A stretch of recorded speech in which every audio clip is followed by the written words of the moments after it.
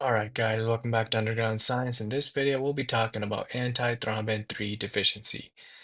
Okay, so let's go and get started. So let's see how this works. So remember our endothelial cells, okay, so our endothelial cells, as well as our liver makes antithrombin 3, okay? Our endothelial cells can synthesize and secrete antithrombin 3 into our bloodstream. And our liver, right, specifically our hepatocytes, can synthesize and secrete antithrombin 3 into our bloodstream. So that's the source of antithrombin 3. Now, what is antithrombin 3? Okay, well, it's in the name, right? Antithrombin. Okay, so what it does is antithrombin 3 inhibits factor 2, right? So inhibits thrombin. But it also inhibits other clotting factors like factor 10. Okay, so the main clotting factors antithrombin 3 inhibits is factor 2 and 10, but antithrombin 3 also inhibits factors 9, 11, and 12. So antithrombin 3, right, inhibits factors relating to the intrinsic pathway and the common pathway, right? So it affects PTT, all right? So, for example, right, if you're deficient in antithrombin 3, you can no longer inhibit factors 2 and 10 or factors 9, 11, and 12. But if you take the other scenario, right, and you have excessive activation of antithrombin 3, you excessively inactivate factors 2 and 10 and 9, 11, and 12. So in that case, you would see the PTT go up, right? Because remember, factors 9, 11, and 12 is part of the intrinsic pathway, and the PTT measures the intrinsic pathway function. Okay, so but that's antithrombin 3, right? We know what factors it inhibits. Now, if you give heparin, this stimulates antithrombin 3, okay, a lot more than usual. Even it can go up to 1,000-fold. Okay, 1,000-fold stimulation of antithrombin 3, you can imagine, will excessively inhibit factors 2, 9, 10, 11, and 12. Okay, but so that's how heparin works. It works through stimulating antithrombin 3. So again, you can imagine, right, if you didn't have antithrombin 3, like you would see an antithrombin 3 deficiency, and if you gave heparin, right, you wouldn't see your PTT rise, okay? You wouldn't see any inhibition of your clotting factors, like factors 2 and 10, because you need antithrombin 3 for heparin to work, right? If you give heparin, it works by stimulating antithrombin 3, which then goes and inhibits, right, all these clotting factors. But if you don't have antithrombin 3 and you administer heparin, it the factors 2 and 10, right, won't get inhibited. So you won't see a rise in your PTT, all right? Because your factors 2 and 10 are not getting inhibited, along with 9, 11, and 12. Okay, because antithrombin 3 is not there, right? It's deficient. So heparin can't really do its function.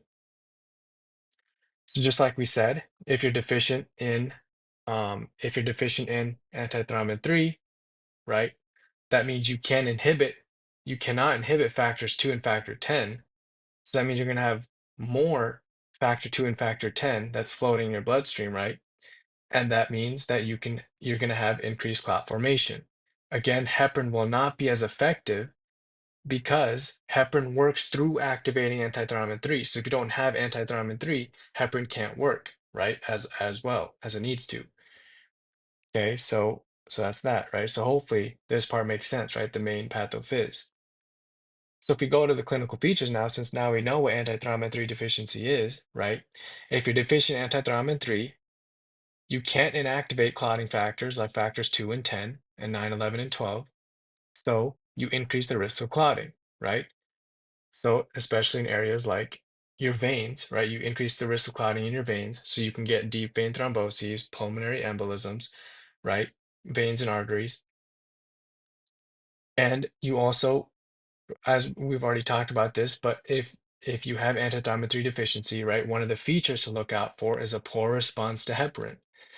Remember, when you give heparin, you stimulate antithrombin 3. Antithrombin 3 inhibits factors 2, 9, 10, and 11, right? And 12.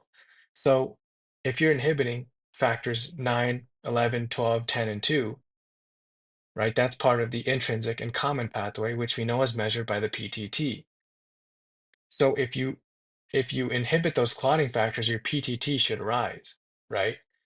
But if you don't have antithrombin 3, then heparin can't work properly, so you can't inhibit your clotting factors like factors 2, 10, 9, 11, and 12, right? Even if you give heparin, that means that your PTT will not rise or increase after heparin administration because you don't have antithrombin 3 for for heparin to stimulate, right? So that's what you're going to see there. And then, of course, you can form clots in blood vessels that supply the placenta, leading to miscarriages. So, that basically sums up antithrombin 3, right? It's just know that antithrombin 3 you're deficient, or that sums up antithrombin 3 deficiency. Okay, that's what I meant to say. My apologies. So, if you're deficient antithrombin 3, right, then you don't have you cannot inhibit factors 2 and 10, okay, which means you have more clotting factors, more clot formation. So you can get things like DVTs, pulmonary embolisms, miscarriages, and so on. And because heparin works by activating antithrombin 3, right? In antithrombin 3 deficiency, heparin can't work. So you're going to see a poor response to heparin, and you won't see a rise in PTT after heparin administration. Okay. And then, so yeah, that's basically it. So you can see clots at a young age, recurrent venous thromboses, cerebral vein thromboses, and so on. So for management and treatment, right, you can give antithrombin 3 concentrate, right? For example, um, uh, you can do obviously anticoagulation since you're pro-thrombotic in antithrombin 3 deficiency, right? You can also give warfarin, but also be careful, right, when you give warfarin, especially in patients who are at higher risk of thrombosis because you have the risk of warfarin-induced skin necrosis, right, and clot formation. As we talked about when we talked about warfarin and protein C deficiency, okay, or you can give, you can directly inhibit factor 2, right, thrombin, by giving argatroban, for example, right? You can directly give drugs that, or you can give drugs that directly inhibit certain clotting factors.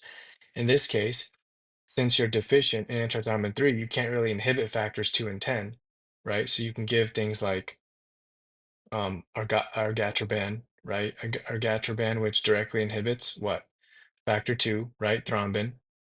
Or you can give things that directly inhibit factor 10, right? Like a pixaban or rivaroxaban, right? So you can also give certain direct oral anticoagulants, DOACs, right? Like rivaroxaban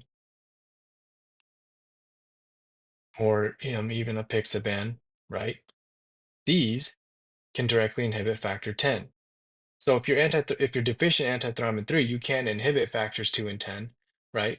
So then you can give direct oral anticoagulants and directly inhibit factor 2 and directly inhibit factor 10, right?